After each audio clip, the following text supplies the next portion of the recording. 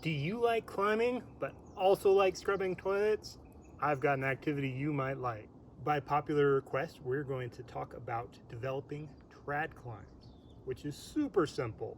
First, you need a crack, the know-how and gear to climb trad, and then in some areas you're going to need a lot of time and tools to excavate all of the moss and dirt out of the crack you want to climb. Let's talk about some of the tools that I use. You'll want brushes in a variety of sizes. On hard rock like this, I use metal brushes, but if your rock is softer and metal brushes might damage it, consider using ones with plastic bristles. For smaller cracks, it's nice to have a blade-like tool to dig out all of the dirt. A nut tool works pretty good. A hammer is great for knocking or prying off loose sections of the rock. Personal protective equipment is great to enable you to keep doing this and not have health problems in old age. A leaf blower is awesome for removing all of the dust, dirt, and debris after you've spent a lot of time scrubbing it. Ground up development versus top down.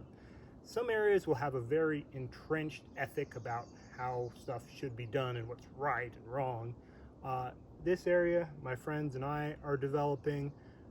We see no evidence of other climbers having spent much time up here, so we're choosing to kind of set our own ethic.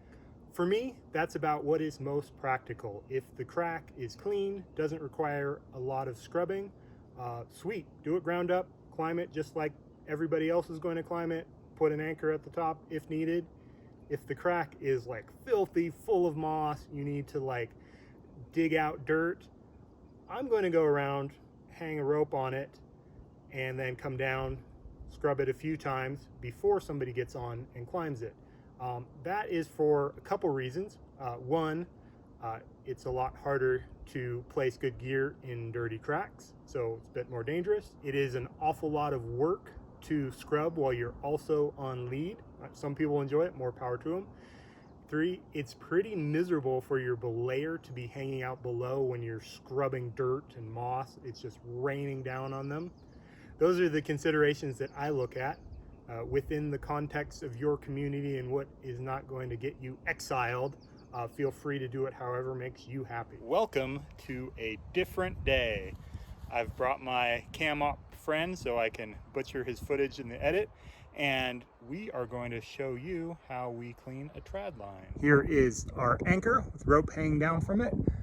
Yesterday I top roped the route that ends there and then led from those anchors over here, put in a bolt at this nice belay stance, which is about 35 meters from the ground, so it will be easy to get down from this with a 70 meter. And now we're going to start cleaning all of this munginess.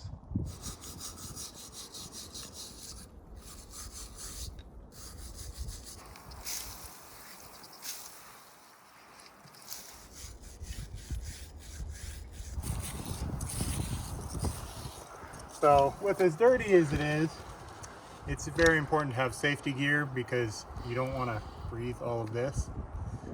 I've made that mistake enough times.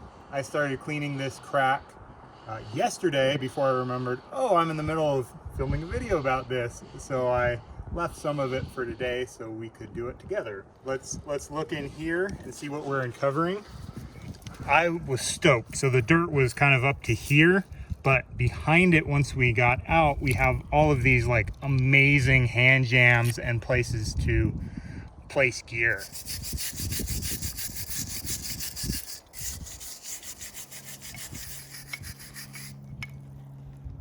So, you know what's more tedious than scrubbing a rock is scrubbing a rock on camera.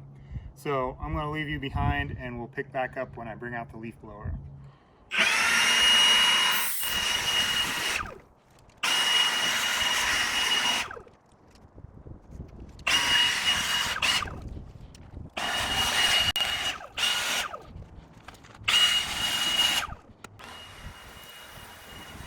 Here's Bobby's pro tip for the day. After leaf blowing, take an air shower.